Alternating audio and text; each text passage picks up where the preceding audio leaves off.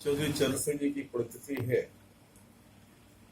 चौधरी चरण सिंह जी स्वतंत्रता संग्राम सेनानी थे और उन्होंने अपने जीवन भर किसानों के हित में सोचा और किसानों के लिए काम किया।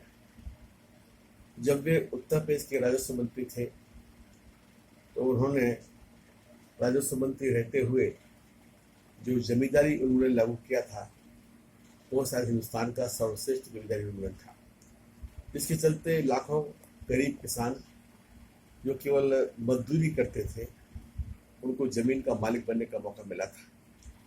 और बड़े किसानों की, बड़े जमींदारों की लाभी तो इस सबके खिलाफ भी हुई थी, परंतु गरीब किसानों के पक्ष में काम करते हुए उन्होंने कभी सामने वाली ताकतों की चिंता नहीं की।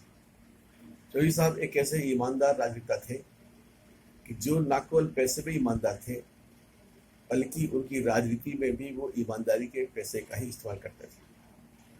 कई ऐसे अवसर आए, हम लोग जब लोकदल में उनके साथ रहे, उनके साथ काम किया, तब ऐसे कई अनुभव आए कि जब उद्योगपतियों ने उन्हें सत्ता देने का प्रयास किया, उन्होंने उससे न केवल इनकार किया बल्कि वापस भी किया। हमें याद है कि जब 1980 में लोकसभा का चुनाव हो रहा था, उस समय चौधरी साहब के पास में अनेक बड़े बड़े उद्योगपति लोग आए थे, चूंकि वो प्रधानमंत्री भी थे, और उन्होंने कहा था कि नहीं, ये पैसा आप ले लीजिए, हम लोग तो पैसा सभी को देते हैं। परंतु चौधरी साहब ने इसको स्वीकार नहीं किया था। बताया जाता है कि एक बार रतन टाटा उनके पास आए थे और जब चले लगे तो अपनी कैटेगरी छोड़ के चले गए। चौधरी साहब की नज़र उस पर पड़ी, उन्होंने तत्काल अपने सुरक्षा प्रहरी जो के साथ वही रहते थे, श्री करतार सिंह को बुलाया, कहा कि ये टाटा जी की कैटेगरी भूल गए हैं, जाकर वापस कराओ। करतार सिंह ने जाकर उनको वापस की तो वो वापस आए। उन्होंने कहा कि नहीं, इसमें कुछ हम सहयोग है जो हम आपके पार्टी के प्रत्याशी को देना चाहते हैं।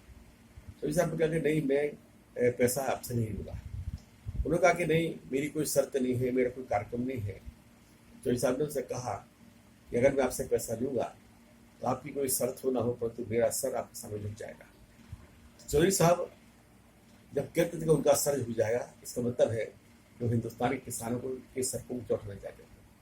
उन्होंने जो राजनीति की, उनकी जो पार्टी चलाई, सदैव किसानों के पैसे से चलाई और प्रति वर्ष उन्हें उनकी यात्राओं में जो किसानों से पैसा मिलता था वही एकमात्र पार्टी के चलाने का सहारा था। एक बेमिसाल ईमानदारी उनके जीवन में थी, सादगी थी, और जिनके चेहरे को देख के उनमें किसान अपने आप को खोज लेता था, पा लेता था। आज उनकी पूर्ति करना आसान काम नहीं बचा है। वो न केवल किसानी पक्षधर थे बल्कि उन्होंने ऐसी कई नीतियों को भी तैयार किया। हालांकि हिंदुस्तान की समाज व्यवस्था के द्वारा, हिंदुस्तान की पूंजीवादी व्यवस्था द्वारा उनके ऊपर बहुत हमले किए गए, उन्हें जातिवादी कहा गया, जबकि उनकी दोनों बेटियों की शादी उन्होंने स्वेच्छा से अंतर जाति की। उन्होंने कभी जाति के बंधन नहीं माना। वे हर समाजी सोच के थे और वे एक प्रकार से इस अर्थ में धार्मिक कट्टरता से परे थे। उन्होंने हिंदुस्तान के पेशेवर के लोगों में, जिन्हें डॉक्टर लोहिया ने स्थान दिया था, लोहिया ने राजनीति ला के लाया था, उन लोगों के लिए राजनीतिक रूप से उनमें चेतना पैदा की और उन्हें राजनीति में लाने की पहल की। चौधरी साहब के ज़माने में काफ़ी बड़ी संख्या में लोग राजनीति में आए थे, पेशेवर के लोग आए थे और जो आके उसके सहभागी बने थे। वे सारा जीवन अपने सिद्धांतों पर अड़िग रहे। वे गांधीवादी थे, गांधी के लिए बहुत गहरे मन से मानते थे और ऐसा मानते थे कि देश की समस्या हल कोई है तो महात्मा गांधी है। चौधरी साहब के साथ में हम लोग ने जो समय काम किया, उन कामों की बहुत सारी यादें हम लोग के बीच में हैं। उनके मन में कार्यकर्ताओं के प्रति भी बहुत दर्द होता था। हमें याद है कि जब लोकदल के दफ्तर में हमारे कुछ साथी लोग रहते थे और कोई पार्टी में वेतन की परंपरा नहीं थी, लेकिन रात को चौधरी साहब तो अध्यक्ष थे तो वहाँ पहुँच गए। उनसे पूछे गए, तुम लोग खाना क्या खाते हो? तो उन्होंने कहा कि कहीं होटल पे चले जाते हैं, खा लेते हैं। पूछा पैसे कहाँ से आते हैं? तो उन्हें पैसे जो कुछ मिल जाते हैं, घर से कुछ थोड़े बहुत आ जाते हैं, उससे कर लेते हैं। चौधरी साहब ने तत्काल इसकी व्यवस्था की कि इन सब साथियों के लिए जो दफ्तर में रहते हैं उनको नियमित दोनों समय खाना आदि वहाँ से दिया जाएगा। और छोटे से छोटे कार्यकर्ता, पानी पिलाने वाले कार्यकर्ता का भी उतना ख्याल रखते थे जो उनके मन के भाव थे।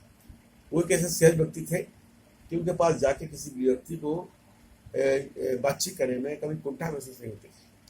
आजकल जो समाज के पढ़े लिखे बुद्धिजीवी लोग हैं उनके पास से जाके लोगों को बातचीत करने में कुंठा लगती है, पर चौधरी साहब के पास में गरीब से गरीब सामान भी चला जाता था और जो उसे कहना है सही गलत उसके मन में है वो उसे कह सकता था और चौधरी साहब उसकी बात को सुनते थे।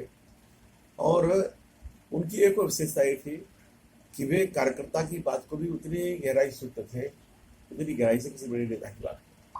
यानी वे लोगों की बातों से, लोगों की भावनाओं से समझने का प्रयास करते थे मुझे कहाँ है। उन्होंने वैसे कई किताबें लिखी, उन्होंने जाति प्रथा के उन्मूलन के सवाल के लेकर भी किताब लिखी, उन्होंने शिष्टाचार को लेकर भी किताब लिखी और इसके साथ साथ उन्होंने एक और महत्वपूर्ण किताब लिखी, the nightmare of India, crisis and causes. इस किताब का जो मूल था वो अंग्रेजी में छपा था और फिर इसका अनुवाद हिंदी में हुआ। बहुत सारे अंग्रेजीदार लोग जो पहले मानते थे कि चौधरी चरण सिंह तो बस गाँव के आदमी हैं, पढ़े लिखे आदमी नहीं है, उनको पता नहीं था कि वो कितने पढ़े लिखे व्यक्ति हैं। जब इस किताब को सामने आया, किताब दुनिया में आई, तो फिर वो लोग चौंके। और हमें याद है कि कई बड़े पढ़े लिखे लोग, कई गांधीवादी लोग उनके नजदीक संपर्क में आए। स्वर्गीय जेडी सेठी उनसे बहुत प्रभावित हुए। जेडी सेठी ने उनके बारे में काफ़ी लिखा, उनके साथ में काम किए। उससे अनूप लोग थे और उनके समाज के लोग थे जब उन्होंने चौधरी साहब के मत को समझा। हालांकि देश का दुर्भाग्य है कि इस मुल्क में इंसान के मत को तब समझा जाता है जब वो अंग्रेजी भाषा में पढ़ा जाता है। अगर भारतीय भाषा में पढ़ा जाता है तो उसका महत्व कम होता है। ये बात दुर्भाग्य की थी। चौधरी साहब ने अपने संघर्ष से, अपने त्याग से, अपनी ईमानदारी से, अपनी योग्यता से भारतीय राजनीति में जो स्थान बनाया है वो बेमिसाल है। आज उनकी पुण्यतिथि के अवसर पर मैं उन्हें अपनी विनम्र श्रद्धांजलि अर्पित करता हूँ और लोगों से कहना चाहता हूँ कि किसान लोगों, अगर आपकी समस्याओं का हल आपको खोजना है तो चौधरी चरण सिंह की तरफ चलो, वहीं से आपको फल मिलेगा।